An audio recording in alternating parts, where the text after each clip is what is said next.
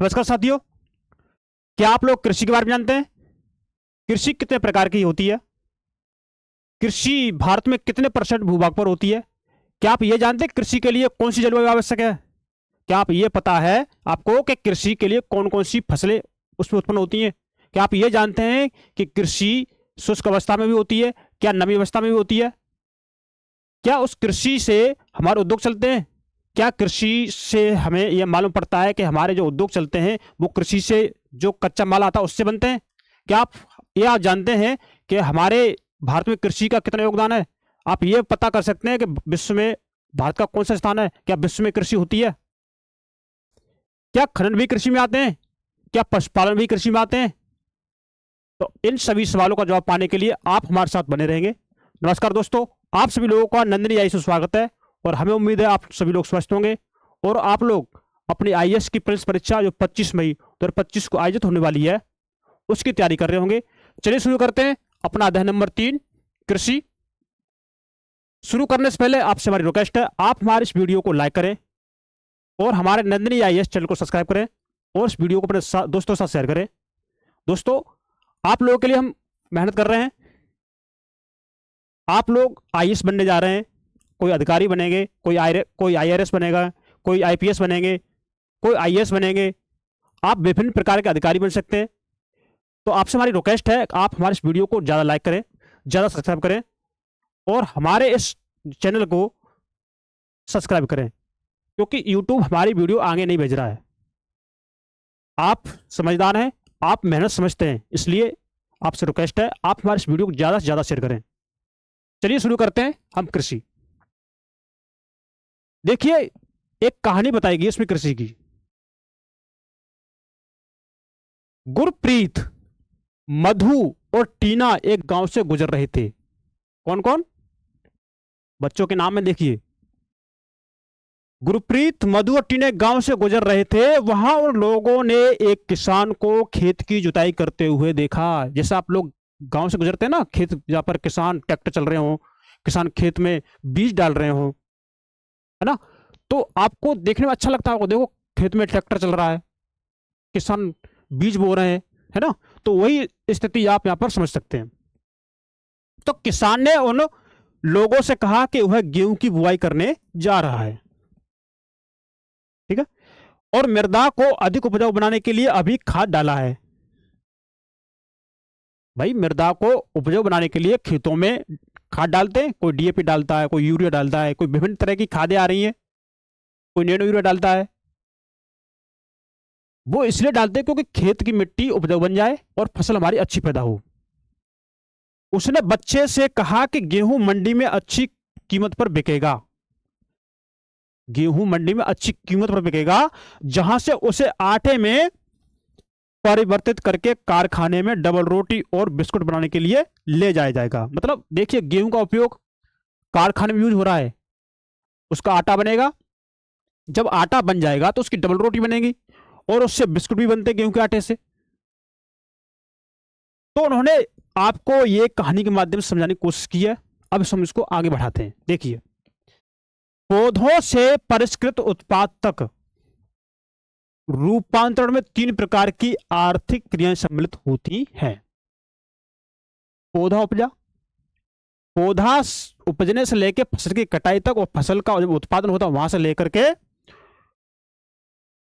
3 प्रकार की आर्थिक क्रिया होती है इसमें। देखिए कौन कौन सी होती है? प्राथमिक, द्वितीयक और तृतीय क्रिया होती हैं। कितनी? प्राथमिक, द्वितीयक और तृतीय क्रियाएं। प्राथमिक क्रियाओं के अंतर्गत उन सभी क्रियाओं को शामिल किया जाता है। कौन सी क्रियाओं को? जिनका संबंध प्राकृतिक संसाधनों के उत्पादन और निष्कर्ष से है, जो हमें प्राकृतिक संसाधन के रूप में मिलती हैं, वो प्राथमिक में आ जाती है। जैसे कृषि, कृषि हमारे प्राकृतिक संसाधन है। मत्स्यन, मछली पालना, संग्रहण, इनके अच्छे उदाहरण हैं प्राथमिक क्रियाओं के, है ना, इनके अच्छे उदाहरण हैं। द्वितीयक क्रियाओं में आप देखेंगे, क्या देखेंगे कि इन संसाधनों के प्रसंस्करण से संबंधित है, मतलब इनका प्रसंस्करण यानी इनका प्रोसेसिंग होता है किसी कंपनी में, किसी फैक्ट्री में, किसी कारखाने में। जैसे हमने फसल उगा ली, मान के चलो हमने एक गन्ना तैयार कर लिया, मतलब गन्ने की फसल उगा ली। अब गन्ना हमारा उग गया, हमने गन्ने की कटाई कर ली, अब उस गन्ने को मिल में लेके जाएंगे, जो गन्ने मिल होते हैं ना वहां लेके जाएंगे। तो उस गन्ने को वो मिल में पेरेंगे, उसका जूस निकालेंगे और उसका गुड़ चीनी बनाएंगे। तो जूस निकालने गुड़ चीनी बनाने तक की जो प्रसंस्करण जो होता है वो दूसरा प्रसंस्करण होता है, दूसरी प्रोसेस होती है, दूसरे नंबर की, है ना। देखिए इस्पात, विनिर्माण, डबल रोटी पकाना और कपड़ा बुनना इस क्रियाओं का उदाहरण है द्वितीयक के। तृतीय क्रिया में क्या आता है? तृतीय क्रिया में यह आता है कि जैसे उन्होंने गन्ने से गुड़ बना लिया, चीनी बना ली, अब उसको बाजार में भी तो बेचना है भाई। ऐसा तो नहीं है बना बना के हम अपने घर में रखते रहेंगे या उसको फैक्ट्री में रखते रहेंगे या कारखाने में रखते रहेंगे, नहीं, उसको हमें बाजार में सप्लाई करना है, लोगों तक पहुंचाना, उसको मार्केट में उसको सप्लाई करना है। तो जब मार्केट में सप्लाई करते हैं, बेचते हैं, उसको हम बोलते हैं तृतीय क्रिया है नहीं।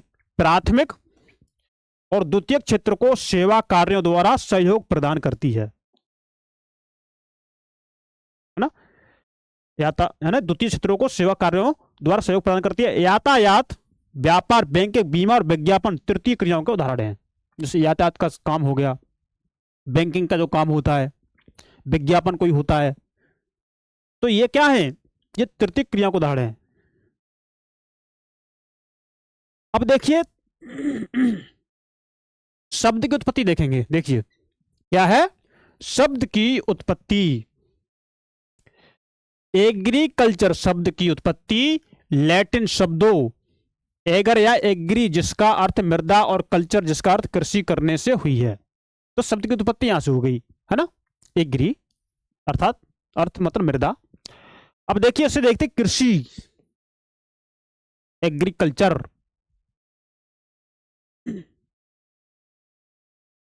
देखिए एक कृषि एक प्राथमिक क्रिया है। कृषि कैसी क्रिया है? प्राथमिक क्रिया। क्यों प्राथमिक क्रिया है? क्योंकि जैसे मैंने आपको बताया, हमने फसल उगाई गन्ने की, हमने फसल उगाई, गन्ने का बीज डाला, उसमें खाद डाली हमने उसमें सिंचाई की, गन्ना उगा, बड़ा हुआ, फसल अवधि पूरी हुई, गन्ना हमने काटा। तो ये पूरी प्रक्रिया हो गई प्राथमिक। अब वो गन्ना जाएगा उद्योग में जाएगा, उससे चीनी बनेगी, गुड़ बनेगा, वो होगी द्वितीय क्रिया।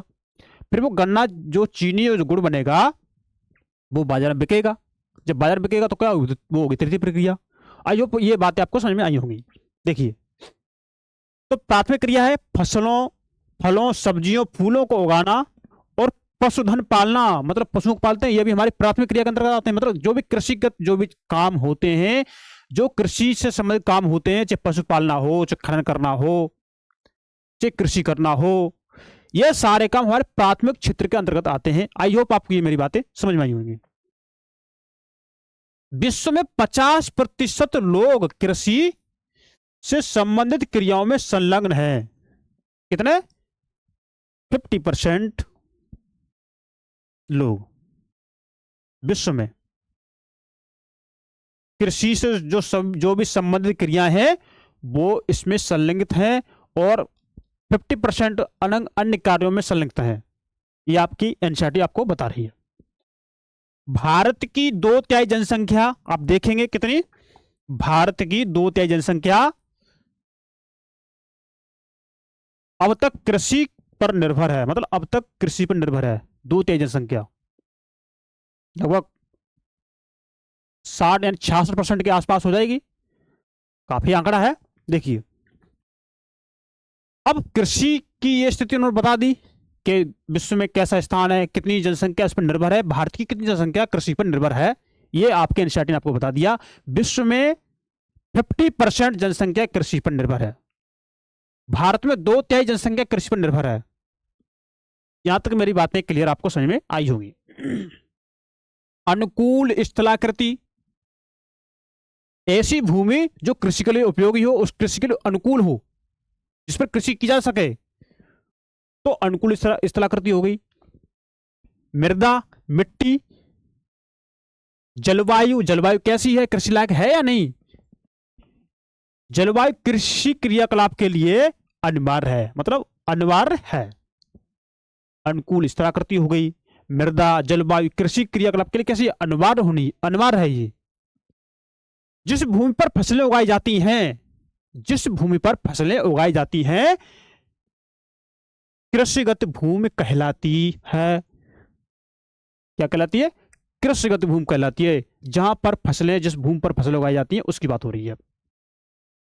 आप मानचित्र में देख सकते हैं कि कृषि क्रियाकलाप विश्व के उन्हीं प्रदेशों में संकेंद्रित है जहां फसल उगाने के लिए उपयुक्त कारक विद्यमान है। मतलब जहां फसल उगाने के लिए फैक्टर उपलब्ध हैं, कारक उपलब्ध हैं, वहीं पर फसलें अधिक होती हैं।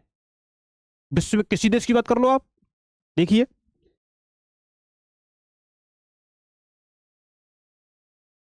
देखिए कृषिगत भूमि का विश्व वितरण बताया गया इसमें।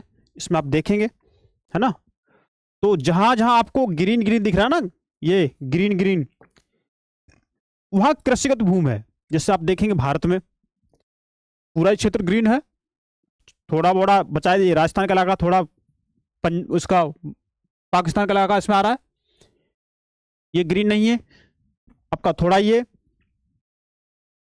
पश्चिम बंगाल, ये क्या बोलते हैं, बिहार, ये हाँ ये बिहार तक आ रहा है, कुछ उत्तर प्रदेश का हिस्सा है इसमें, कुछ झारखंड का है, और ये चीन में देख सकते हैं आप, चीन का ये हिस्सा उपजा हुआ है ना, और ये आपका इंडोनेशिया वगैरह, और आपका यूरोप में देख सकते हैं, मध्य यूरोप में देख सकते हैं आप लोग, है ना, एशिया में, और ये आपके ये उत्तरी पूर्वी अमेरिका, पूर्वी अमेरिका, है ना। तो जहां जहां आपको ये दिख रहा है ये क्षेत्र, जैसे ये हो गया ब्राजील में, ये क्षेत्र ग्रीन दिख रहे हैं, है ना, या अफ्रीका में देखेंगे आप, ये क्षेत्र ग्रीन हो रहे हैं, ये क्षेत्र ग्रीन हो रहे हैं, ये ग्रीन हो रहे हैं, है ना। ये जहां जहां ग्रीन ग्रीन आपको दिख रहे हैं वहां पर कृषि होती है, और जहां आपको व्हाइट व्हाइट दिख रहे हैं ना, तो वहां पर कृषि नहीं होती। तो इससे क्या समझ में आता है? इससे ये समझ में आता है कि हमारे भारत में कृषि अधिक होती है। फसलें एक नहीं, सभी फसलें की अनिवार्यता हमारे भारत में है ज्यादा, क्योंकि देखो अपना पूरा भारत ग्रीन है ना, यहां तक कुछ को छोड़ करके, कुछ कुछ क्षेत्रफल को छोड़ करके, और सभी देशों में आप देखेंगे तो इतना ग्रीन नहीं दिख रहा। हाँ मतलब क्षेत्रफल किसी का कम है, जैसे ये है, ये पूरा ग्रीन है यहाँ पे, तो इसका पूरा क्षेत्रफल कृषि से आधारित है, कृषि पर निर्भर है। तो हमारे भारत में कुछ जगह छोड़कर कृषि होती है ना। तो कुल मिलाकर यह है कि हमारे यहाँ कृषि ठीक ठाक हो रही है। देखिए कल्चर आप देखेंगे, एग्रीकल्चर, सेरीकल्चर, स्पीसीकल्चर, विटीकल्चर, हॉर्टिकल्चर आप देखेंगे। एग्रीकल्चर कृषि से संबंधित है, मृदा की जुताई करना, है ना, उसमें फसलों को उगाना, पशुपालन का विज्ञान कला है, इसे खेती कहते हैं। पशुपालने की कला हो गई, या पशु को पालना, खेती करना, फसल उगाना, ये क्या है? खेती कहलाती है। देखिए सेरीकल्चर, सेरीकल्चर यानी रेशम उत्पादन। सेरीकल्चर में काम होता है रेशम उत्पादन से संबंधित, रेशम के कीटों का वाणिज्यिक पालन है। क्या है? रेशम के कीटों का वाणिज्यिक पालन है। यह कृषक की आय में पूरक हो सकता है। देखिए दूसरा पिसीकल्चर, पिसीकल्चर संबंधित है मत्स्य पालन से, मछली पालन से, तालाबों और पोखरों में मत्स्य पालन। विटीकल्चर द्राक्षा कृषि, मतलब अंगूरों की खेती हो गई। हॉर्टिकल्चर मतलब उद्यान कृषि, मतलब सब्जियां, फूलों, फलों की उगाना, ये हॉर्टिकल्चर हो गया। तो ये आपको समझ में आया होगा। देखिए कृषि तंत्र आप देखेंगे, क्या कृषि तंत्र, कृषि तंत्र क्या होता है? देखिए कृषि तंत्र वो हो गया जैसे हम जहां कृषि करने के लिए हमें जिन जिन चीजों की जरूरत होती है, आप खुद विचार कीजिए कि हमें कृषि करने के लिए किन किन चीजों की जरूरत होती है। क्या आपको बीज चाहिए? बीज बोने से पहले आपको जमीन चाहिए, जमीन चाहिए तो आप उसके बीज चाहिए, उसके लिए आपको सिंचाई भी चाहिए, उसके लिए आपको बीज बोने के लिए जब खेती जुताई होती ट्रैक्टर भी चाहिए, है ना। तो देखिए, कृषि या खेती को एक तंत्र के रूप में देखा जा सकता है। इसके महत्वपूर्ण निवेश जैसे बीज हो गया, उर्वरक, खाद है ना, मशीनरी, ट्रैक्टर वगैरह, श्रमिक जो काम करते हैं, जुताई बुआई, ये क्या है, ये कृषि तंत्र है। तो आई होप कृषि तंत्र आपको समझ में आ गया होगा।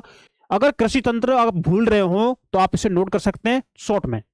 हम पहले से आपसे कहते चले आ रहे हैं कि आप लोग अपने पास एक नोटबुक रखेंगे और अपने पास पानी रखेंगे, पानी पीते रहिए बीच बीच में, और अपने कपड़े पहनिए, सर्दी का मौसम है, और जो आपको मोस्ट इंपोर्टेंट शब्द लगे आप उसको नोट कर लेंगे।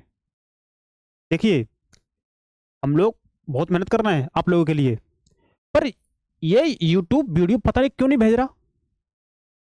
हम बहुत परेशान हैं। हम बच्चे के लिए बेहतर कंटेंट देना चाह रहे हैं, क्योंकि आपकी एग्जाम 25 मई 2025 को होने वाली IAS प्रीलिम्स की, उसके लिए हम बेहतर प्लान कर रहे हैं।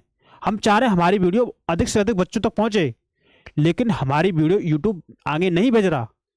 इसलिए आपसे हमारी रिक्वेस्ट है, प्लीज आप हमारी वीडियो को लाइक करके, सब्सक्राइब करके इस चैनल को, और अपने दोस्तों में अधिक से अधिक दोस्तों में शेयर करें, अपने ग्रुप में डालें, अपने फेसबुक ग्रुप में डालें, जिससे लोगों को ये वीडियो पहुंचे। क्योंकि हम बेहतर देना चाहते हैं, हम और क्लासेस प्रोवाइड करना चाहते हैं, पर YouTube वीडियो नहीं भेज रहा। इसमें हमारी आपसे निवेदन है, इसमें आप लोग हमारा सहयोग करिए।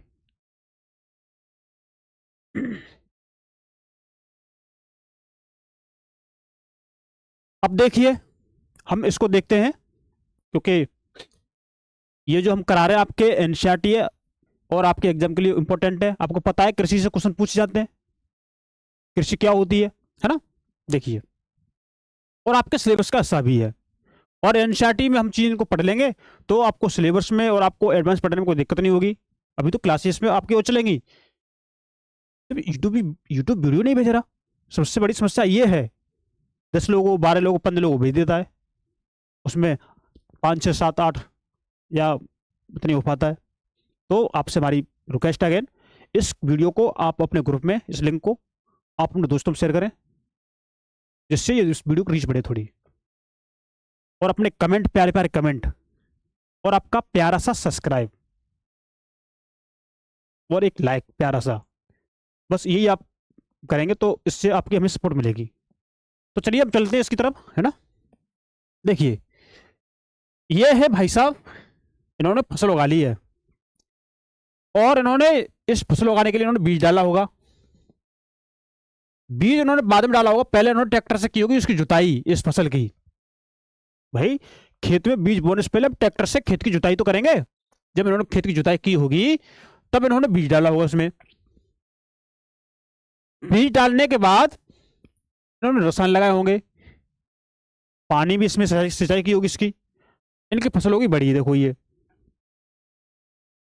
जुताई, बुआई, छिड़काव, और बाद में इनकी फसल कट के होगी तैयार। तो ये क्या है, कृषिगत भूमि की कृषि पद्धति है ना। कृषिगत भूमि की कृषि पद्धति कैसे, किस तरह से कृषि होती है, ये इन्होंने इस चित्र में दिखाया गया है ना। तो ये निवेश है जो इन्होंने निवेश किया है। इन्होंने ट्रैक्टर का, मशीनरी निवेश किया है ना, बीज का निवेश किया है, इन्होंने रसायन का निवेश किया है, और इनकी प्रोसेसिंग क्या है। देखो, इन्होंने फसल में ये काम कर रहे हैं, ये मनुष्य, इंसान काम कर रहे हैं, और अपनी फसल पर ध्यान दे रहे, समय दे रहे हैं, और उसमें जो भी दवा छिड़क रहे हैं, निराई कर रहे हैं, गुड़ाई कर रहे हैं, सिंचाई कर रहे हैं, उसकी देखभाल कर रहे हैं। तो ये क्या है, इनका परिक्रमा है, ये इनका प्रोसेसिंग है। और इनका निर्गत क्या है, आउटपुट जो आया इनका, फसल पक कर तैयार होगी, कट गई है, ये इनका निर्गत है। तो आई होप आपको ये पिक्चर समझ में आई होगी। अब देखिए, भौतिक एवं मानवीय कृषि निवेश क्या है। भौतिक एवं मानवीय कृषि निवेश, देखिए, भौतिक निवेश में आप देखेंगे कि कृषि के लिए सूर्य का प्रकाश जरूरी है, जरूरी है। कृषि के लिए वर्षा जरूरी है, हाँ जरूरी है। कृषि के लिए प्रकाश जरूरी है, कृषि के लिए वर्षा जरूरी है, और कृषि के लिए तापमान जरूरी है, और मृदा जरूरी है, और ढाल का भी विशेष ध्यान रखा जाता है कृषि के लिए। ऐसा ना हो कि ढाल ज्यादा हो तो वहां की मिट्टी कट जाए, उपजाऊ मिट्टी, फिर फसल ही नहीं हो पाएगी, ये भी ध्यान रखा जाता है। तो ये हो गए भौतिक निवेश।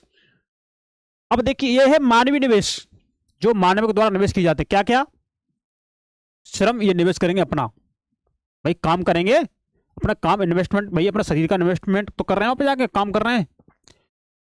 मशीनरी का इन्वेस्टमेंट करेंगे, ये रसायन डालेंगे इसमें, देखिए, और ये भंडारण होगा, जब फसल पक के कटेगी तो इस भंडारण में स्टोर होगी।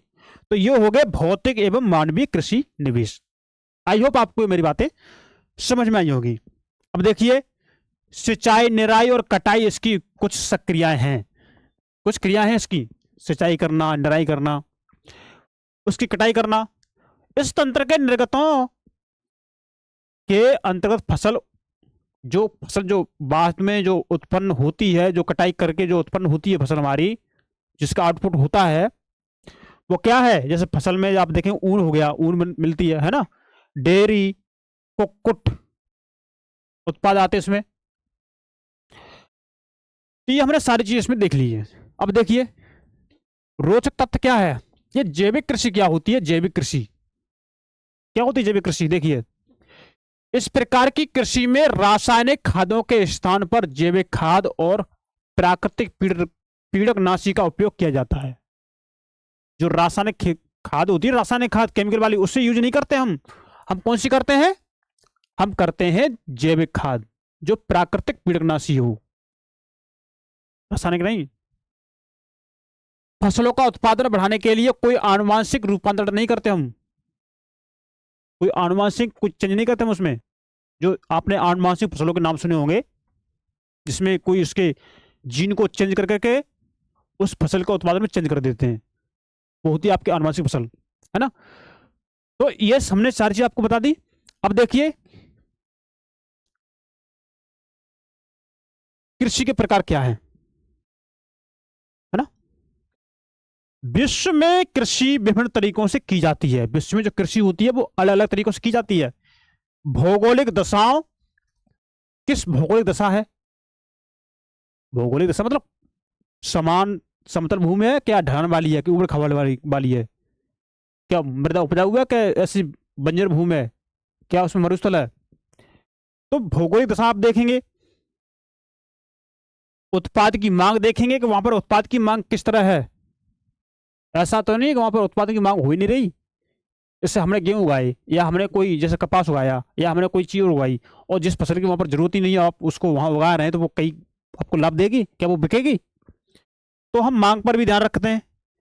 हम श्रम को भी देखते हैं कि उसमें कितना हमें काम करना पड़ेगा। हमें ऐसा तो नहीं हमें ऐसी कोई फसल उगा लें बाजार में बिके भी नहीं और हमें उसमें काम भी ज़्यादा करना पड़े, हमारा इन्वेस्टमेंट ज़्यादा हो जाए और हमें लॉस हो जाए।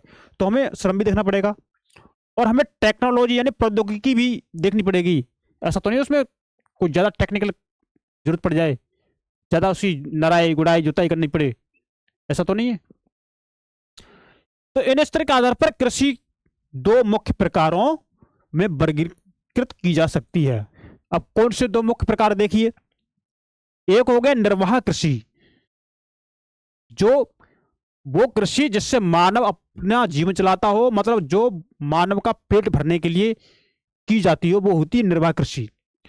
वाणिज्यिक कृषि, वाणिज्यिक कृषि वो कृषि होती है जो हमें पैसों के लिए की जाती है, मतलब नगदी फसल, जैसे गेहूं, जैसे आपका वो हो गया, गन्ना हो गया, जूट हो गया, कपास हो गया। तो ये सारी वाणिज्यिक फसल है, इनको बेच करके हमें सीधा पैसा मिलता है, हमें इनको कोई स्टोर करने की जरूरत नहीं होती। तो ये होगी वाणिज्यिक कृषि। अब हमें इन निर्वाह कृषि और वाणिज्यिक कृषि को भी देख लेते हैं, है ना।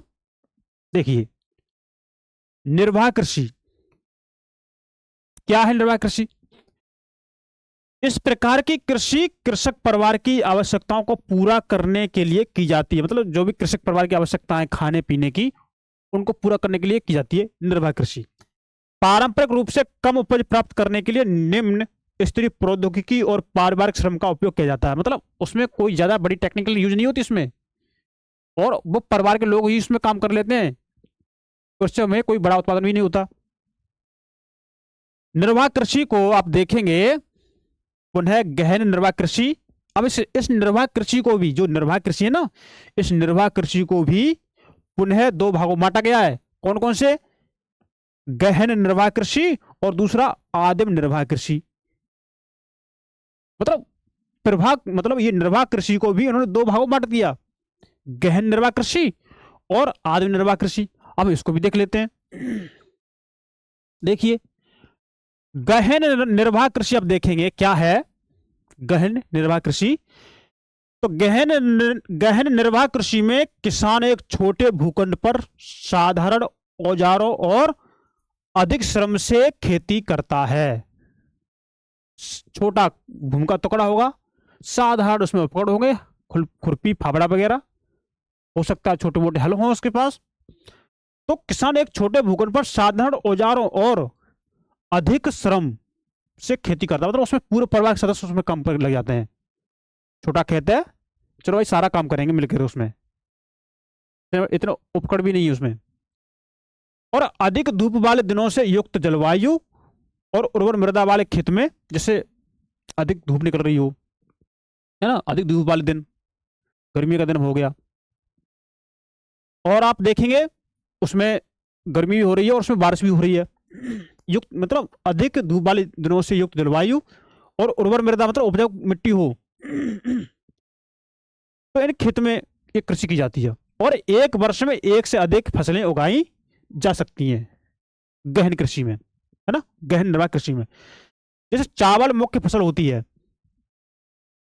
तो गहन निर्वाह कृषि में आ गया आपका चावल। अन्य फसल में आप देखेंगे गेहूं, मक्का और दलहन तिलहन शामिल होते हैं। तो ये लोग ये जो खेती करते हैं वो छोटे मोटे उपकरण तो इसमें यूज होते हैं, छोटी मोटी टेक्नोलॉजी तो इसमें यूज होती है, इसमें आपके चावल में और इसमें आपके गेहूं मक्का में, है ना। और देखेंगे इसमें काम करने वाले लोगों की संख्या अधिक चाहिए इसमें, क्योंकि जब गेहूं की कटाई हो तब देखो, जब मक्का कटे तब आप देखिए, जब आप आलू की खुदाई होती है ना, जो फरवरी में होने वाली है, फरवरी मार्च में होगी खुदाई आलू की, तो आप उसमें देखिए कितने जरूरत पड़ती है लोगों की काम करने के लिए, छोटे भूमि पर होती है। तो यह आपकी होती है गहन निर्वाह कृषि। आई होप आपको गहन निर्वाह कृषि समझ में आ रही होगी। तो गहन निर्वाह कृषि दक्षिणी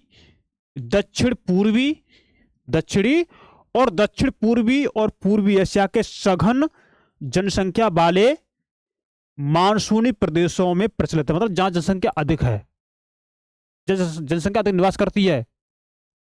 और वो जनसंख्या निवास कहां करती है? मानसूनी प्रदेशों में, जहां मानसून आते हैं भाई, जहां गेहूं मक्का जैसी फसलें हो रही हैं, चावल जैसी फसलें अगर वहां हो रही हैं तो जनसंख्या वहां अधिक मिलेगी।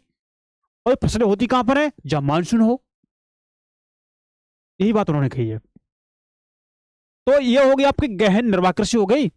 अब आपका आ रहा है आदिम निर्वाह कृषि। क्या? आदिम निर्वाह कृषि। तो आदिम निर्वाह कृषि में स्थानांतरित कृषि आती है और इसी में चलवासी पशुचारण कृषि आती है। सर इसमें देखिए, इस निर्वाह कृषि में गहन निर्वाह कृषि हो गई और आदिम निर्वाह कृषि हो गई, और इस आदिम निर्वाह कृषि में भी और दो कृषि हैं। हाँ है, कौन कौन सी? आपके स्थानांतरित कृषि और चलवासी पशुचारण कृषि, ये शामिल है। अब देख लेते इसको। देखिए, स्थानांतरित जो कृषि है, स्थानांतरित कृषि कहां होती है? अमेजन बेसिन के सघन वन क्षेत्रों में। जो अमेजन बेसिन के जो सघन वन क्षेत्र हैं, जो घने वन क्षेत्र है, वहां पर होती है। उष्णकटिबंधीय अफ्रीका, जो उष्णकटिबंधीय क्षेत्र में जो अफ्रीका भाग में पड़ता है वहां, दक्षिण पूर्व एशिया, जो इंडोनेशिया वगैरह आप समझ सकते हैं, उत्तरी पूर्वी भारत, असम वगैरह, बिहार वगैरह, है ना, के भागों में प्रचलित है। ये भारी वर्षा और वनस्पति के तीव्र पुनर्जन्म वाले क्षेत्र हैं। वनस्पति के तीव्र पुनर्जन्म मतलब वनस्पति एक बार काट दी जाए दोबारा फिर जल्दी से वहां पर उग जाए, जल्दी से उग जाए, वो हो गई वनस्पति का तीव्र पुनर्जन्म वाले क्षेत्र हैं। ये आपकी स्थानांतरित कृषि होती है। वृक्षों को वैसे स्थानांतरित कृषि बिहार में नहीं होती, जो पूर्वी इलाका है, जैसे आपका जो पहाड़ी वाले इलाका होते हैं ना, असम, अरुणाचल प्रदेश और इन क्षेत्रों में होती है ना, तो वो आप वहां पे थोड़ा सही कर लेंगे, है। तो देखिए, पुनर्जन्म वाले क्षेत्र हैं ये आपके वनस्पति के तीव्र क्षेत्र, है ना। तीव्र पुनर्जन्म होता है, मतलब वनस्पति एक बार काट दिया आपने तो अब देखेंगे जल्दी से वनस्पति उत्पन्न हो जाती। क्यों जाती है? क्योंकि वहां जलवायु ऐसी पाई जाती है, उष्णकटिबंधीय क्षेत्र जलवायु, नदी बेसिन क्षेत्र, इसलिए। तो वृक्षों को काटकर और जलाकर भूखंड को साफ किया जाता है वृक्षों को काटा, जलाया, भूखंड को साफ किया और तब राख को मृदा में मिलाया जाता है तथा मक्का, रतालू, आलू, कसावा जैसी फसलें यहाँ पर उगाई जाती हैं। आई होप आपको ये समझ में आ रही होगी स्थानांतरित कृषि क्या होती है। भूमि की उर्वरता की समाप्ति के बाद, जब उसकी भूमि की उर्वरता समाप्त हो जाती है, उसके बाद वह भूमि को छोड़कर चले जाते हैं दूसरी जगह पर, यानी वो भूमि छोड़ दी जाती है और कृषक नए भूखंड पर चला जाता है। जब वो नए भूखंड पर जाता है तो फिर क्या होता है, स्थानांतरित कृषि को कर्तन एवं दहन कृषि के रूप में भी जाना जाता है। मतलब वनस्पति को काटो, उन्हें जलाओ, है ना। तो इसमें दिखा दिया उन्होंने। देखिए, क्या आप जानते हैं स्थानांतरित कृषि विश्व के विभिन्न भागों में विभिन्न नामों से जानी जाती है। विभिन्न भागों में विभिन्न नामों से जानी जाती है ये। जैसे आपके झूमिंग खेती आपके उत्तर पूर्वी भारत में जानी जाती है, मिल्पा आपके मैक्सिको में जानी जाती है, रोका ब्राजील में जानी जाती है, लंदांग मलेशिया में जानी जाती है। तो आप चाहो तो इसको स्क्रीनशॉट ले सकते हैं आप इसका। देखिए, चलवासी पशुचारण आप देखेंगे। चलवासी पशुचारण क्या होता है आप देखेंगे। आपने देखा है कि जो पशुओं का टेना लेकर के आते हैं लोग, एक एक टेने में 100-100 200-200 जानवर होते हैं, वो चलवासी पशुचारण होते हैं। वो आपके गांव में आते हो, आपने देखे हो। देखिए, सहारा के अर्ध शुष्क और शुष्क प्रदेशों में, मतलब जहाँ शुष्क क्षेत्र हैं, जहाँ फसलें पानी की समस्या हो, जहाँ पशु को चरने के लिए घास कम मिल रही हो, वनस्पतियां कम पाई जा रही हो, पानी की समस्या हो, तो वो क्षेत्र कौन से होते हैं? सहारा के अर्ध शुष्क, सहारा रेगिस्तान हो गया, उसका अर्ध शुष्क क्षेत्र या शुष्क प्रदेश। मध्य एशिया और भारत के कुछ भागों जैसे राजस्थान तथा जम्मू और कश्मीर में ये प्रचलित है, ये चलवासी पशुचारण। इस प्रकार की कृषि में पशुचारक अपने पशुओं के साथ चारे और पानी के लिए एक स्थान से दूसरे स्थान पर निश्चित मार्गों से घूमते हैं। मतलब उनके मार्ग निश्चित होते हैं। ऐसा नहीं किसी कई खेत में अपने जानवर घुमा दें, नहीं। इस प्रकार की गतिविधि जलवायु बाधाओं और भूभाग की प्रतिक्रिया स्वरूप उत्पन्न होती है। इस प्रकार की जो जलवायु बाधाएं हैं, है ना, इस प्रकार की गतिविधि जलवायु बाधाओं और भूभाग की प्रतिक्रिया स्वरूप उत्पन्न होती है। मतलब कैसा आपका भूभाग है, आप किस तरह के भूभाग पर रह रहे हैं, वहाँ पानी है या नहीं, वो शुष्क अवस्था में है, आप वहाँ पर वनस्पति है या नहीं। तो ये स्थिति इस वजह से उत्पन्न होती है। वो उनको शौक नहीं है भाई, उनको पशुओं के साथ घूमना शौक नहीं है। वो क्यों अपनी आराम की जिंदगी छोड़ करके पशुओं के साथ वहां भागते फिरे? मजबूरी है, वहां की भौगोलिक व्यवस्था ही ऐसी पाई जा रही है। आप देखेंगे ये पशुचारकों और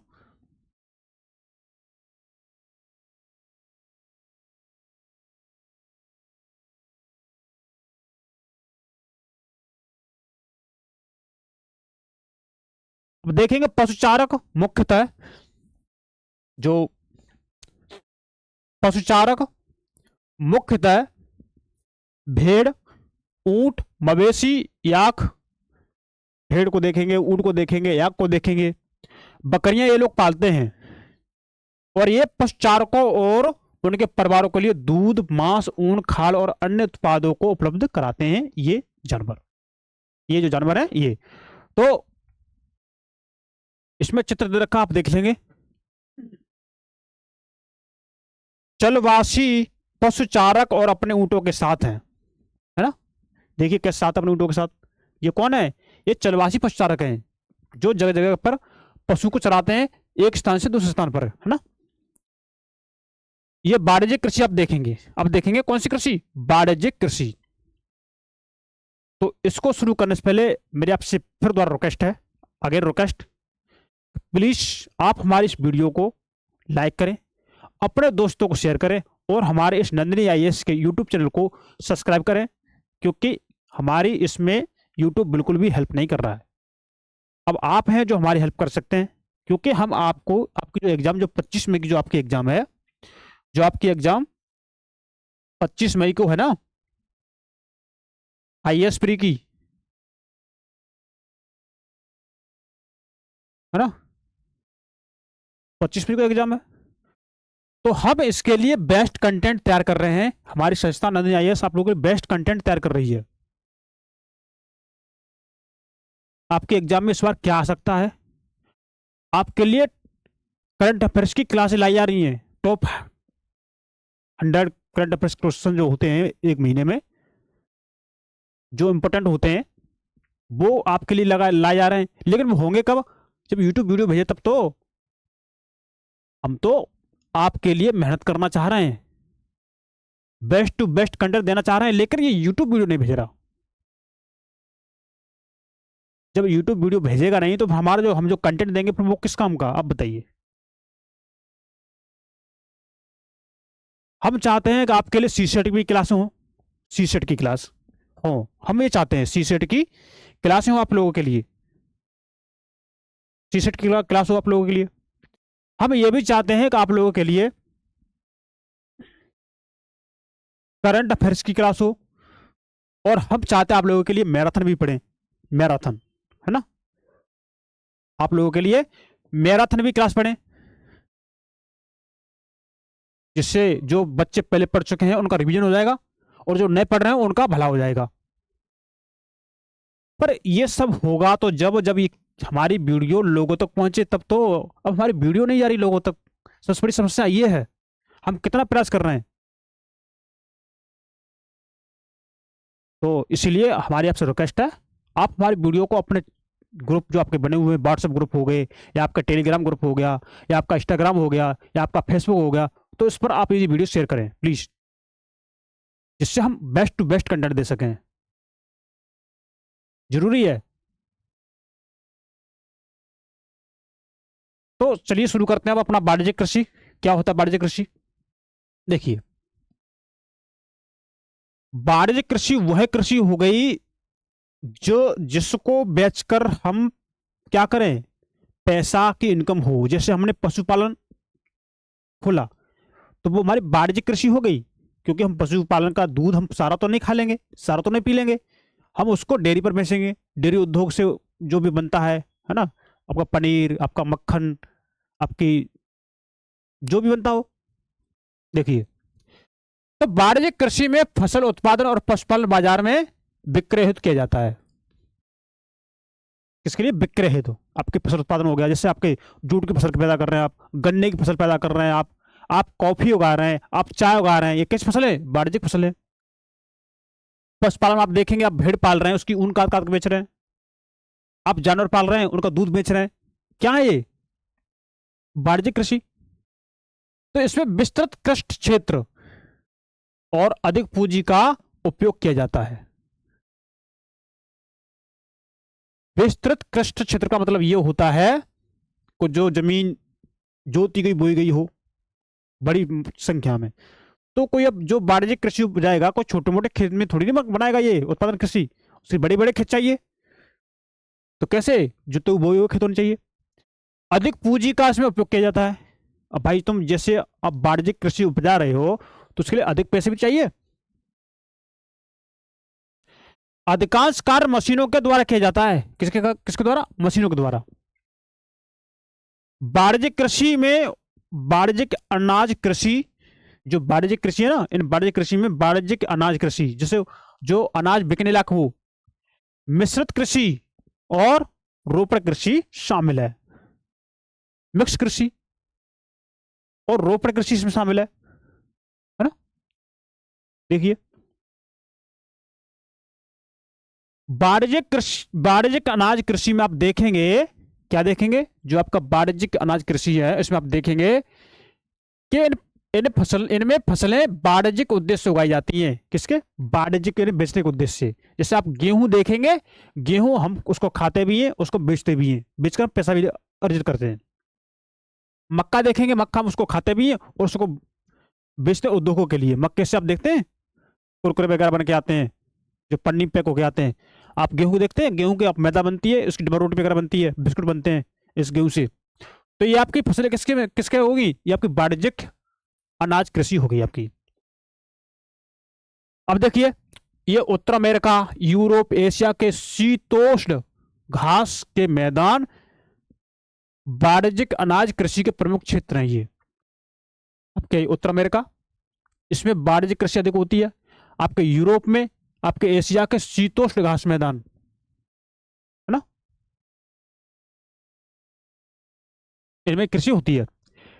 कृषि के प्रमुख क्षेत्र हैं, ये क्षेत्र सैकड़ों हेक्टेयर के बड़े फार्मों से युक्त विरल आबादी वाले हैं, मतलब सैकड़ों हेक्टेयर, एक दो हेक्टेयर नहीं, सैकड़ों हेक्टेयर में ये विरल आबादी, मतलब जहां आबादी कम रह रही हो, जहां पर आबादी कम रह रही होगी तो वहां जमीन की संख्या अधिक होगी, नहीं होगी, जमीन का क्षेत्र अधिक होगा वहां पर। तो इसलिए क्या कह रहा है ये कह रहा है ये क्षेत्र सैकड़ों हेक्टेयरों के बड़े फार्मों से युक्त है, सैकड़ों हेक्टेयर फार्म है इससे, विरल आबादी मतलब आबादी कम वाले जगह है ये।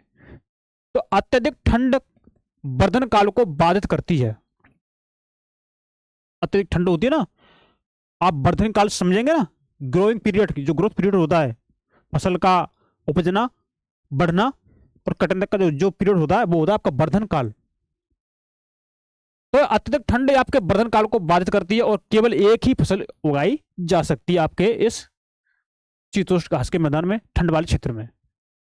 तो आपको ये वाणिज्यिक अनाज कृषि समझ में आ गई होगी, है ना।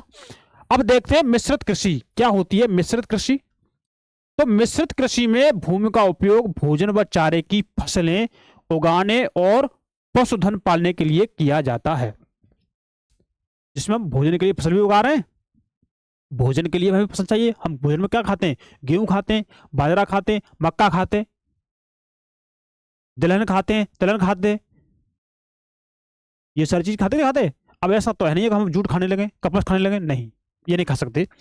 और इसके साथ साथ हम अपनी जरूरत के लिए पशु भी पालते हैं, दूध पीने के लिए, दूध की जो भी सामग्री बनती, जो पदार्थ बनते हैं, जैसे उसमें मक्खन हो गया, घी हो गई, छाछ हो गई, इसका यूज करते हैं ना, तो हम वो भी फसल करते हैं और पशु भी पालते हैं। तो ये आपकी होगी कौन सी, मिश्रित कृषि होगी। तो यह यूरोप, पूर्वी संयुक्त राज्य अमेरिका, कौन, पूर्वी संयुक्त राज्य अमेरिका, अर्जेंटीना, दक्षिण पूर्वी ऑस्ट्रेलिया, न्यूजीलैंड और दक्षिण अफ्रीका में ये प्रचलित है। और आई होप आपको ये मिश्रित कृषि समझ में आ गई होगी। अगर मिश्रित कृषि का अगर कोई पॉइंट आपके सामने आता है तो आपके दिमाग में ये पिक्चर गुजरनी चाहिए। देखिए, गन्ने की रोपण कृषि आप देखेंगे, ये गन्ने देखो, किसान, ये खड़ा है किसान, है ना, इधर भी गन्ना, इधर भी गन्ना, गन्ने की फसल, बीच में जगह पड़ी हुई है, खड़े हैं, अगर इस पर कोई आ जाए जानवर तो हमला कर देगा, नहीं कर देगा। पर देखो ये किसान है, इन्हें पता होता है कि इसमें हमारी सेफ्टी कहाँ रह सकती है, तो वो उस हिसाब से काम करते हैं, है ना। अब देखिए, रोपण कृषि को हम बोलते हैं वाणिज्यिक कृषि। तो रोपण कृषि जो है, हम आपकी जो वाणिज्यिक कृषि है इसी का एक प्रकार है।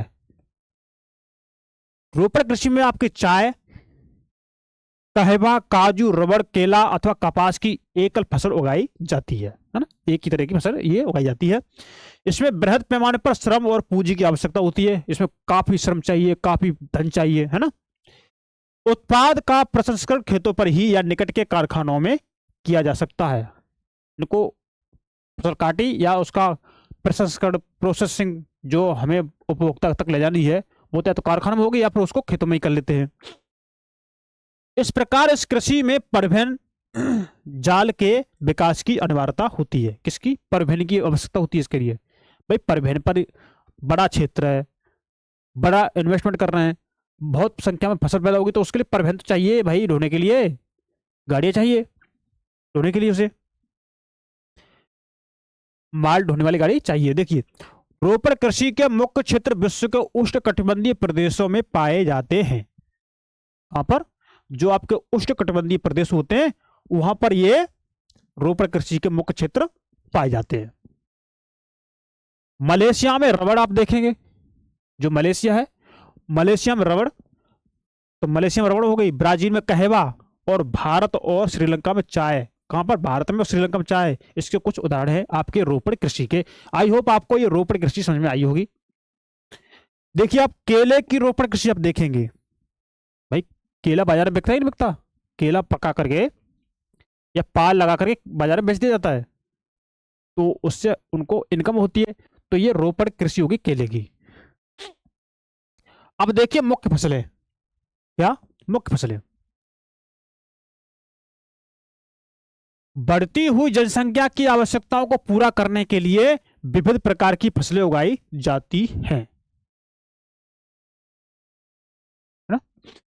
बढ़ती हुई जनसंख्या की आवश्यकता की अगर हमें पूरी पूर्ति करनी है तो हम क्या करेंगे, विविध प्रकार की फसलें उगाएंगे। भाई जनसंख्या बढ़ रही है, उनका हमें पेट भरना है, जब पेट भरना है तो हमें विभिन्न तरह की फसलें उगानी पड़ेंगी, क्योंकि उसे जनसंख्या को विभिन्न तरह की चीजों की, पदार्थों की, वस्तुओं की आवश्यकता है, इसलिए हमें विभिन्न तरह की कृषि उगानी पड़ेगी। तो ही उन्होंने बात इसमें लिख दी है। देखिए, फसलें कृषि आधारित उद्योगों के लिए भी कच्चे माल की आपूर्ति करती हैं। जो भी कृषि पर आधारित जो भी कच्चे उद्योग होते हैं ना, उन कच्चे जो भी कृषि आधारित उद्योगों के लिए, जो उद्योग कृषि पर आधारित होते हैं, तो उनके लिए कच्चा माल चाहिए ना, तो वो कच्चे माल की आपूर्ति करती हैं। गेहूं, चावल, मक्का और बाजरा मुख्य खाद्य फसलें हैं जिन्हें हम खाते हैं।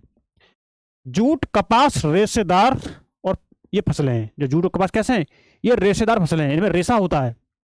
चाय और कहवा ये मुख्य पेय पदार्थ हैं, मुख्य पेय फसलें, मतलब चाय और कहवा को मतलब पेय के रूप में यूज करते हैं। जैसे चाय हम पीते हैं, चाय की पत्ती कहाँ होती है, फसल होती है इसकी, तो ये मुख्य पेय फसलें हैं। अब देखिए चावल, देखेंगे आप, चावल यह विश्व की मुख्य खाद्य फसल है। चावल विश्व की कैसी फसल है, चावल विश्व की मुख्य खाद्य फसल है, विश्व की। यह उष्णकटिबंधीय और उपोष्णकटिबंधीय प्रदेशों का मुख्य आहार है। उष्णकटिबंधीय, देखिए उष्णकटिबंधीय और उपोष्णकटिबंधीय प्रदेशों का मुख्य आहार है क्या, चावल। चावल के लिए उच्च तापमान, अधिक आर्द्रता एवं वर्षा की आवश्यकता होती है। जैसे गेहूं की फसल कट जाती है, उसके 1 महीने बाद मई जून जुलाई में इसकी खेती करना स्टार्ट कर देते हैं इसकी, चावल की। उसके बाद फिर हो जाता है बारिश का समय चावल की खेती के लिए, है ना। तो इन्हें हम ठंडे इलाकों में नहीं खा सकते, इसलिए ये जो उष्णकटिबंधीय क्षेत्र है और उपोष्णकटिबंधीय क्षेत्र है, जहां पर तापमान कम है, वहां हम इनको यूज कर सकते हैं। अब देखिए, यह फसल चीका युक्त जलोढ़ मृदा, चीका युक्त मिट्टी जो होती है उसमें मृदा जिसमें जल रोकने की क्षमता हो, मतलब जिसमें जल रुका रहा है, जल बहे नहीं, जल जल्दी ज्यादा जमीन सूखे नहीं, अपन अंदर सूखे नहीं, उसमें ये खेती सर्वोत्तम ढंग से बढ़ती है। चीन चावल उत्पादन में अग्रणी है, आप ध्यान रखें इसे, ये चीन है जिसमें चावल का उत्पादन पहले स्थान पर होता है। इसके बाद क्रम से भारत, जापान, श्रीलंका और मिस्र है। चीन के बाद आपके भारत में, जापान में और श्रीलंका में चावल और मिस्र में चावल होता है। अनुकूल जलवायु दशाओं, जैसे अब इसके लिए अनुकूल जलवायु दशाएं, पश्चिमी बंगाल और बांग्लादेश में वर्ष में 2 से 3 फसलें इसकी उगाई जाती हैं, किसकी, चावल की। पश्चिमी बंगाल और बांग्लादेश में ऐसी वहां पर उसकी अनुकूल दशाएं हैं, है ना, जलवायु की। अब देखेंगे आप गेहूं, हमने चावल देख लिया। गेहूं के वर्धन काल में मध्यम तापमान एवं वर्षा, है ना, वही वर्धन काल हो गया। गेहूं बीज बोना, फिर बीज बोने से फसल पैदा तक होना, ये वर्धन काल हो गया, है ना। तो इसमें चाहिए मध्यम तापमान, ये गेहूं के वर्धन काल में मध्यम तापमान। जैसे आपने गेहूं अक्टूबर नवंबर में बोया होगा, तो वहां पर तापमान ज्यादा नहीं होगा, तापमान नॉर्मल रहता है। और अभी गेहूं की फसल है, दिसंबर जनवरी गेहूं की फसल होती है, ठंड होती है, उसे ठंड चाहिए, और जब ये फसल जो कटेगी उसमें गर्मी होती है। तो ये गेहूं की इतना पीरियड है, आप देख सकते हैं, तो इसे बोलते हैं वर्धन काल। मध्यम तापमान एवं वर्षा और शस्य कर्तन में आप देखेंगे, शस्य कर्तन मतलब हार्वेस्टिंग बोलते हैं, फसल की कटाई। तो जब फसल की कटाई होती है, तब फसल की कटाई के समय तेज धूप की आवश्यकता होती है, तब ये फसल पकती है। इसका विकास सुअपवाहित दोमट मृदा में सर्वोत्तम ढंग से होता है। अब सुअपवाहित दोमट मृदा क्या होती है, सुअपवाहित का मतलब होता है जो जिस मृदा में जल भरा ना रह सके, जो जल सूख जाए जल्दी, है ना, मतलब यहां जल भरा ना रह सके। गेहूं संयुक्त राज्य अमेरिका में अधिक होता है ना, इसमें दिखाया गया इस हिसाब से। तो गेहूं संयुक्त राज्य अमेरिका, कनाडा, अर्जेंटीना, रूस, यूक्रेन, ऑस्ट्रेलिया और भारत में विस्तृत रूप से उगाया जाता है ना। भारत में ये शीत ऋतु में उगाया जाता है, तो अपने भारत में शीत ऋतु में उगाया जाता है, कटता गर्मी में। तो आप देखिए गेहूं का शस्य कर्तन, मतलब गेहूं की कटाई आप देख रहे हैं कैसे कट रही है। तो ये थोड़ा अगर चाहो तो ये शस्य कर्तन, ये वर्धन काल, ये सुप्रभात, इन शब्दों को नोट कर सकते हैं आप लोग, है ना। आप इसे अपने मेंस आंसर राइटर में यूज कर सकते हैं, या आपके प्रीलिम्स में अगर ये शब्द अगर आ गए तो आप इससे कंफ्यूज ना हुए। देखिए मिलेट्स बोलते हैं मोटे अनाज, मतलब बाजरे की कृषि होगी। देखो कैसे बाजरा, है ना, इसको शुष्क तापमान हो उसके लिए, कम जल की आवश्यकता होती है इसके लिए, ना। ये हमारे पोषक तत्वों में कितना उपयोगी होता है। सरकार इस पर देखेंगे ना, मोटे अनाज के लिए सरकार कैसे गाइडलाइंस जारी कर रही है। हाँ देखो, ये हमारे विभिन्न तरह के जो पोषक तत्व हमारे जो शरीर में आवश्यक होते हैं ना, उनकी पूर्ति करता है। अच्छा आप एक बात नोटिस करिए आप इस बात को, कि जैसे आपने कभी बाजरे की रोटी खाई हो, बाजरे की रोटी जो बनती है आपने खाई हो, या मक्के की रोटी आपने खाई हो, तो जब आप गेहूं की रोटी अगर तुम 4 खा रहे होंगे ना, 4 रोटी गेहूं की खा रहे होंगे, मक्के की या बाजरे की तुम दो रोटी खा के भर जाओगे। क्यों? कि गेहूं इनकी अपेक्षा इनमें पोषक तत्व अधिक होते हैं, और हमारे शरीर में जितना पोषक तत्व ज्यादा पहुंच जाएगा उतना ही हमारा शरीर है वो भूख को कम करेगा, है ना। और विज्ञान के अनुसार हम आपको एक बात तो यहां बता दें, जब हम कह ही रहे हैं, तो कि आगे चल के डॉक्टर आपको गेहूं की रोटी खाने से मना कर देगा नहीं। क्यों? इससे ये गेहूं की रोटी जब आप आटा गूंथते ना, तो जो आटे की रोटी बनती है, तो वो अपने जो रोटी बनती है तो आटा जो होता है ना अंदर उसका, वो आपके हाथों चिपक जाता है, उससे कैंसर हो सकता है। अभी चल रहा है लेकिन अभी तो नहीं।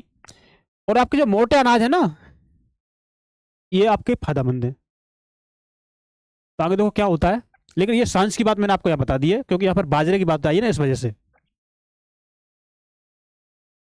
तो देख लेते हैं मिलेट अनाज के बारे में, है ना।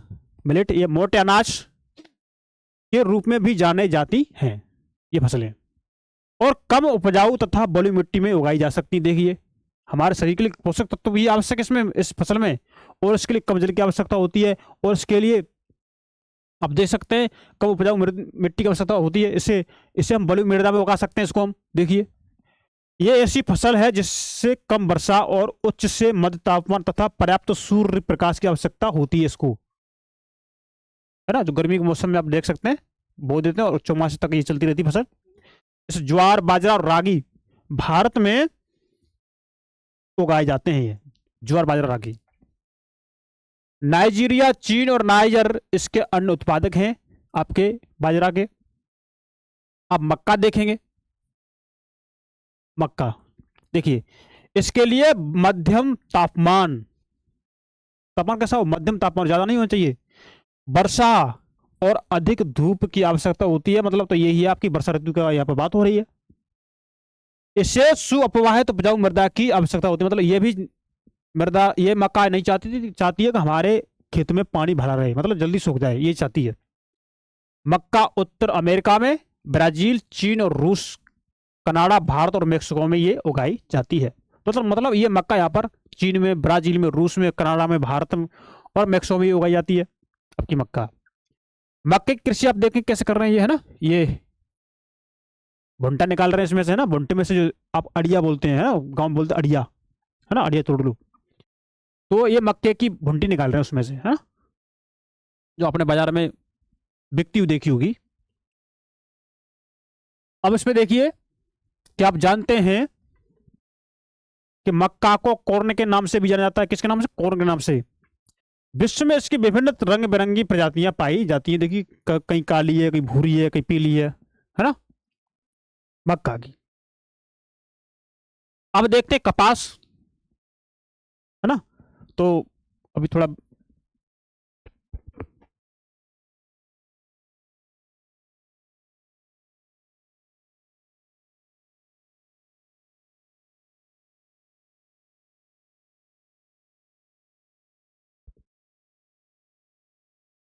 कपास देखेंगे आप, इसकी वृद्धि के लिए उच्च तापमान चाहिए कपास के लिए, हल्की वर्षा चाहिए इसके लिए, और 200 से 210 पाला रहित दिन और तेज चमकीली धूप चाहिए। मतलब इस फसल के दौरान ठंड नहीं होनी चाहिए।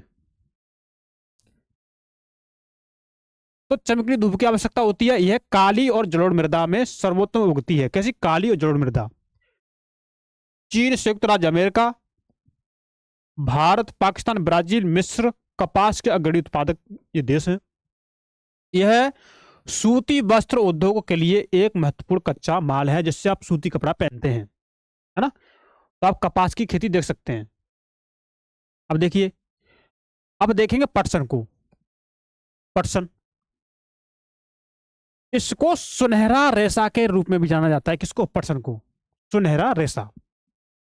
यह जलोढ़ मृदा में अच्छे ढंग से विकसित होता है। किसमें? जलोढ़ मृदा में। तो यह जलोढ़ मृदा में अच्छे ढंग से विकसित होता है और इसे उच्च तापमान, भारी वर्षा और आर्द्र जलवायु की आवश्यकता होती है। मतलब इसके लिए बारिश चाहिए, तापमान उच्च चाहिए, आर्द्रता चाहिए, इसे पानी अधिक चाहिए इस पटसन को। यह फसल उष्ण कटिबंधीय क्षेत्रों में उगाई जाती है। तो ये स्थिति उष्ण कटिबंधीय क्षेत्रों में पाई जाएगी। भारत और बांग्लादेश पटसन के अग्रणी उत्पादक हैं। कौन? भारत और बांग्लादेश में पटसन अधिक होता है। देखिए,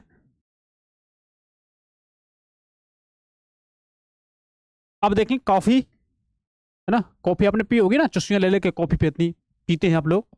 या जो भारत के जो भी पुरुष हैं, या जो बच्चे हैं, या जो युवा हैं, या जो महिलाएं हैं, माताएं बहनाएं, ये चुस्कियां लेती हैं अपनी कॉफी की या अपनी चाय की। तो हम फसल के बारे में जान लेते हैं। आखिर ये फसल कैसे होती है, आती कहाँ से, बाजार से आती है, कहाँ से आती है, होती कहाँ पर है, इन चीज सारों को देख लेते हैं ना। देखिए, कॉफी की कृषि, इसके लिए गर्म एवं आर्द्र जलवायु, किसी गर्म और आर्द्र जलवायु और सुअपवाहित दोमट मृदा की आवश्यकता होती है। मतलब इसमें भी पानी भरा नहीं होना चाहिए। इस फसल की वृद्धि के लिए पर्वतीय ढाल अधिक उपयुक्त होती है। क्यों पर्वतीय ढाल इसलिए अधिक आवश्यक होता है? क्योंकि जब पर्वतीय ढाल होगा तो वहां पर पानी बह जाएगा, उससे कम पानी की आवश्यकता होती है, पानी उसमें भरा नहीं रहेगा, इसकी जड़ें खराब नहीं होगी, इसलिए यह कॉफी अधिक अच्छी तरह से उपजाऊ होगी। ब्राजील कॉफी का अग्रणी उत्पादक देश है, ब्राजील। इसके पश्चात कोलंबिया और भारत। तो कॉफी आपके समझ में आ गई ना। कॉफी खूब पीते ना, कॉफी और चाय। अभी ठंड का मौसम है, चाय बहुत पीते ना, चाय बिस्कुट या चाय पापे, है ना, बहुत खाते हैं। और कुछ लोग तो भाई चाय के साथ ब्रेड खाते हैं, है ना, चाय के साथ डबल रोटी खाते हैं। कुछ लोग वही खा के अब भर जाते हैं ना, पेट भर जाता है, और दिन भी कहीं कभी इसी से कट जाता है ना। और सही भी है। और हमारा एक फैशन भी है चाय पीने का, चाय चाहिए, चाय की लत आप देखेंगे। देखिए, बागानों में उगाई जाने वाली एक पेय फसल है। बागानों में इसकी कोमल पत्तियों की वृद्धि के लिए ठंडी जलवायु और वर्ष भर समवितरित उच्च वर्षा की आवश्यकता होती है। कैसी? ठंडी जलवायु होगी, ठंडी जलवायु और समवितरित मतलब समान वितरित उच्च वर्षा की आवश्यकता होती है। मतलब ऐसा नहीं कि ज्यादा अधिक पानी भरा हो, कहीं कम कहीं हो ही ना, वो ऐसा नहीं होना चाहिए। इसके लिए जो अपवाहित दोमट मृदा और मंद ढाल की आवश्यकता होती है ना। भाई जब मंद ढाल होगा तभी तो पानी सभी जगह समान होगा, है ना। अब जब ढाल ज्यादा होगा तो पानी रख पाएगा नहीं। और पानी ऐसा नहीं होना चाहिए मतलब पानी भरा रहे। सुअपवाहित मतलब पानी सोखने वाली मृदा होनी चाहिए। तो इन पत्तियों को चुनने के लिए अधिक संख्या में श्रमिकों की आवश्यकता होती है, तब आपकी ये चाय पैदा होती है। आप चाय की खेती देख लीजिए, है ना, कैसे कर रहे हैं आप, है ना।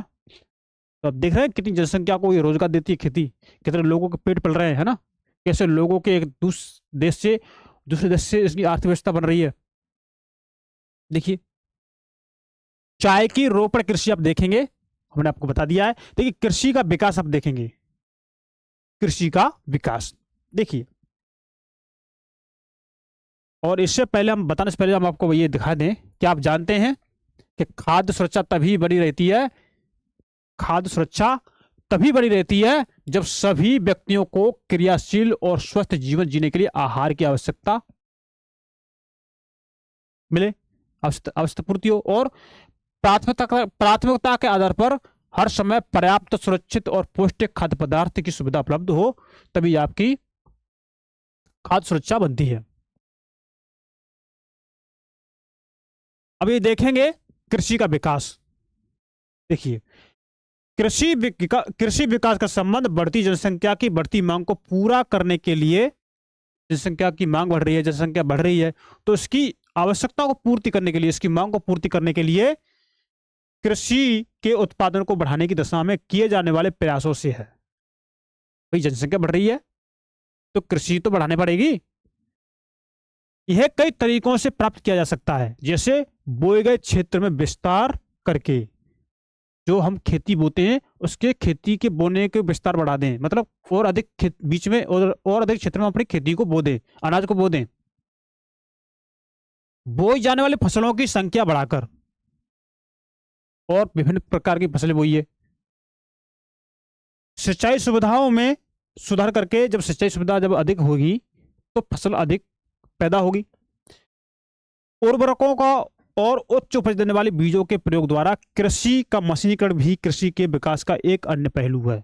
मतलब अच्छी उर्वरक चाहिए, अच्छे बीज हो, मशीनी उपकरण इसमें यूज होने चाहिए, तभी आपकी जो खेती है उससे अधिक अन्न उत्पन्न होगा।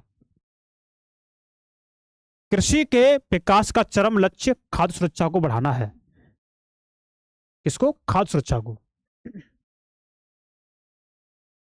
कृषि का विकास विश्व के विभिन्न भागों में विभिन्न गतियों से हुआ है। कृषि का जो विकास हुआ है वो विभिन्न भागों में और विभिन्न प्रकार की गतियों से हुआ है। अधिक जनसंख्या वाले विकासशील देश अधिकतर गहन कृषि करते हैं। जहां पर जनसंख्या अधिक होती है तो वो गहन कृषि करते हैं, है ना। तो जहां छोटी जोतों पर सामान्यतः जीविकोपार्जन के लिए फसलें उगाई जाती हैं, मतलब उनके पास खेत छोटे होते हैं तो अपने मतलब खाने पीने के लिए फसल उगाते हैं ये। और बड़ी जोतें जैसे वाणिज्यिक कृषि के लिए अधिक उपयुक्त होती हैं, जहां मतलब 100-200 हेक्टेयर के बारे में जमीन होती है, 100-200 हेक्टेयर, वहां पर ये वाणिज्यिक फसल होती है, वो अधिक पैसों के लिए उगाई जाती हैं। और जो जिससे जीवन भर चल सके वो आपके छोटे क्षेत्रों पर फसल उगाई जाती है। अब देखिए, जैसे संयुक्त राज्य अमेरिका, कनाडा और ऑस्ट्रेलिया में, आओ हम दो फार्मों के बारे में देखते हैं, है ना। देखो, एक भारत और दूसरे संयुक्त राज्य अमेरिका में अमेरिका के वस्तु स्थित अध्ययनों की सहायता से विकासशील और विकसित देशों की कृषि के विषय में आप जानेंगे कि देखिए भारत में और अमेरिका की कृषि में क्या अंतर है, और भारत के लोग कृषि कैसे करते हैं और अमेरिका के लोग कृषि कैसे करते हैं, और वो हमसे ज्यादा, उनकी जनसंख्या कम है फिर भी वो हमसे अधिक उत्पादन पैदा करते हैं कैसे। देखिए, ये खेती भारत में कर रहे हैं तो खेत जोतते किसान, अब देख सकते हैं ये कहां से कैसे खेती जोत रहे हैं। ये एक बैल के माध्यम से खेती जोत रहे हैं, बैल है और एक हल है। और यही एक इन्होंने एक कहानी बताई है। देखिए, भारत का एक फार्म, उत्तर प्रदेश के गाजीपुर जिले में आदिलाबाद एक छोटा सा गांव है। एक गांव की बात है। मुन्ना लाल इस गांव का एक छोटा किसान है, मुन्ना लाल, जिसके पास 1.5 हेक्टेयर का एक फार्म है, मतलब 1.5 हेक्टेयर जमीन है उसके पास। और उसका आवास मुख्य गांव में है, मतलब वो मुख्य गांव में ही रहता है, गांव से खेती करता है। वह अधिक उपज देने वाले बीजों को बाजार से वर्षों के एकांतर पर खरीदता, मतलब हर वर्ष में अधिक उपज वाले बीज को खरीद के लेके आता है। उसकी भूमि उर्वर है, मतलब उपजाऊ भूमि है, और वह वर्ष में कम से कम 2 फसलें, सामान्यतः गेहूं या चावल और दालें उगा लेता है। मतलब एक वर्ष में सामान्यतः 2 फसलें हो जाती हैं। इसका कहने मतलब ये कभी कभी 3 भी हो जाती हैं। किसान अपने मित्रों और बुजुर्गों के साथ साथ सरकारी कृषि अधिकारियों से कृषि कार्यों के संबंध में सलाह लेता है। जो कृषि से संबंधित जो अधिकारी होते हैं, कृषि विज्ञान विभाग के अधिकारी, एग्रीकल्चर वाले, तो उनको जानकारी देते हैं कि हाँ, इस तरह की मिट्टी और इस तरह की जलवायु में आपको इस तरह के बीज बोने चाहिए। वो बताते हैं खेती कैसे करनी चाहिए, तो इस तरह की वो सलाह लेते हैं। वह अपने खेत की जुताई के लिए भाड़े पर ट्रैक्टर लेते हैं। उन्हें अपना खेत जोतना है तो ट्रैक्टर भाड़े पर ले लेते हैं। उसके कुछ मित्र अभी भी बैलों से खेतों को जोतते हैं, मतलब उनकी पुरानी परंपरा है, जोतने की परंपरा विधि का प्रयोग कर रहे हैं। समीप के खेत में एक नलकूप है जिससे वह अपने खेत की सिंचाई के लिए भाड़े पर ले लेता है, मतलब नलकूप का पानी भाड़े पर लेता है। मुन्ना लाल के पास 2 भैंस और कुछ मुर्गियां भी हैं। जो मुन्ना लाल है उसके पास 2 भैंसें हैं और भैंसों के साथ साथ वो मुर्गी भी पालता है और खेती भी करता है। वह निकट के शहर में स्थित सहकारी भंडार में दूध बेचता है। जो सहकारी भंडार है वहां पर ये दूध बेचता है। वह वहां एक सदस्य है। सहकारी समिति उसके जानवरों के लिए चारे के प्रकार, जो सहकारी समिति है ना उसके जो सदस्य हैं, तो जानवरों के लिए चारे के प्रकार, पशुधन के स्वास्थ्य के सुरक्षात्मक उपायों और कृत्रिम गर्भाधान के संबंध में भी सलाह देते हैं वहां के सदस्य। कृषि के विविध कार्यों में परिवार के सभी सदस्य अपनी सहायता करते हैं। मतलब जो गांव में जो खेती होती है तो और भी जो परिवार जो भी हमारे फैमिली के मेंबर होते हैं तो वो खेती में हाथ बटा देते हैं, मतलब काम में हेल्प कर देते हैं, खेती के काम में। कभी कभी वह बैंक या कृषि सहकारी समिति से बीजों की उच्च उपज वाली किस्मों और औजारों को खरीदने के लिए ऋण ले लेता है। मतलब जब कभी उसे जरूरत पड़ती है अपने बीज को खरीदने के लिए या कोई कृषि उपकरण खरीदने के लिए या कोई उर्वरक खरीदने के लिए, तो वो बैंक से लोन ले लेता है, मतलब पैसा ले लेता है। वह अपने उत्पाद को निकट के शहर में स्थित मंडी में बेचता है। मतलब जो शहर है ना उसमें जो मंडी हो उस मंडी में अपने फसल को बेच देता है कटने के बाद। अधिकांश किसानों के पास भंडार और सुविधाओं की कमी होती है। गांव में क्या होता है कि अधिकांश जो किसान है उनके पास भंडारण करने की सुविधा ही नहीं है, वो अपनी फसल को रख ही नहीं पाते, इसलिए वो बेच देते हैं। इसलिए वे बाजार के अनुकूल न होने पर भी अपने उत्पादों को बेचने के लिए विवश हो जाते हैं। मतलब पौने पौने दाम में ये खेती अपनी जो अनाज है उसको बेच देते हैं, फसल को। हाल के वर्षों में सरकार ने भंडारण की सुविधाओं के विकास के लिए कुछ कदम उठाए हैं। मतलब अब व्यवस्था सुधर रही है अपने भारत में, भंडारण की व्यवस्था सुधर रही है, यानी भंडारण गृह बन रहे हैं और इंफ्रास्ट्रक्चर मजबूत हो रहा है और किसानों को जो मंडी के भाव है वो मालूम पड़ रहे हैं, रोड बढ़िया बन रहे हैं। अब तो अब चीजें सुधर रही हैं। अब देखिए भारत के आप खेत देखेंगे, ये भारत के खेत हैं, भारत के जो गांव आप देख सकते हैं। तो ये हमने देख लिया आपके अपने भारत के और खेती का प्रकार। अब हम देखेंगे संयुक्त राज्य अमेरिका, यूएसए में खेती कैसी होती है ना। तो संयुक्त राज्य अमेरिका एक फार्म आप देखेंगे, संयुक्त राज्य अमेरिका में एक फार्म का औसतन आकार भारतीय फार्म की तुलना में बहुत बड़ा होता है। भारत में छोटे छोटे खेत होते हैं, छोटे छोटे फार्म होते हैं, लेकिन अमेरिका में फार्म बहुत बड़े होते हैं। संयुक्त राज्य अमेरिका में एक प्रारूपिक फार्म का आकार 250 हेक्टेयर होता है। अब 250 हेक्टेयर आप अनुमान लगा लीजिए कितना बड़ा हो गया। एक फार्म 250 हेक्टेयर का होता है। क्या 250 हेक्टेयर में खेती करना व्यक्तियों के द्वारा संभव है? तो वो मशीन ही तो यूज करेंगे। किसान सामान्यतः फार्म में रहता है। मक्का, सोयाबीन, गेहूं और चुकंदर यहां उगाई जाती है। तो मक्का, सोयाबीन, गेहूं और चुकंदर यहां उगाई जाने वाली कुछ महत्वपूर्ण फसलें हैं। संयुक्त राज्य अमेरिका के मध्य पश्चिम में स्थित अयोवा अयोवा राज्य के एक किसान जो होरन के पास 300 हेक्टेयर भूमि है। आप देखिए संयुक्त राज्य अमेरिका में एक राज्य है अयोवा राज्य और इसमें एक किसान है होरन, इसके पास 300 हेक्टेयर भूमि है। समझ सकते हैं आप लोग। वह अपने खेत में मक्का तब उगाता है जब वह आश्वस्त हो कि मृदा और जल संसाधन इस फसल की आवश्यकता को पूरा कर देंगे या नहीं। मतलब वो कोई फसल जब उगाते हैं अमेरिका में कि जो संसाधन है वो संसाधन वो फसल उगा पाएंगे नहीं उगा पाएंगे। ऐसा ना हो हमने फसल बो दी और हमारी फसल सूख जाए, ऐसा ना हो हमारे पास पैसे ही नहीं है फसल के लिए। तो वो सारे संसाधन वो अपने देख लेते हैं तब वो अपनी फसल पैदा करते हैं वो। लेकिन भारत में ऐसा नहीं होता। फसल को नुकसान पहुंचाने वाली पीड़कों और नियंत्रण के लिए पर्याप्त उपाय किए जाते हैं। मतलब फसल बर्बाद ना हो किसी तरह से, फसल में कीटनाशक ना लगे, उसके लिए बड़े बड़े उपाय करते हैं वो। समय समय पर वह मृदा के नमूनों को मृदा परीक्षण प्रयोगशाला में जांच के लिए भेजते हैं। लेकिन अपने भारत में नहीं होता, ऐसा होता है लेकिन भारत के किसान नहीं जानते इसके बारे में, वो नहीं करवाते मिट्टी की जांच। वो देखिए ये जो मिट्टी की नमूना है इसका परीक्षण करवाते हैं, कोई तत्व कम हुआ मिट्टी में उसकी पूर्ति के लिए वो सलाह देते हैं कि आप इसमें ये डालिए, ये खाद डालिए। प्रयोगशाला में जांच के लिए भेजते हैं कि उसमें पर्याप्त पोषक है या नहीं। ये परिणाम जो होरन को वैज्ञानिक उर्वरक कार्यक्रम की योजना बनाने में मदद करते हैं। आगे देखेंगे उसका कंप्यूटर उपग्रह से जुड़ा हुआ है। जो कंप्यूटर है उसका किससे जुड़ा हुआ है? उपग्रह से जुड़ा हुआ है जो उसे उसके खेत की यथार्थ तस्वीर देता है।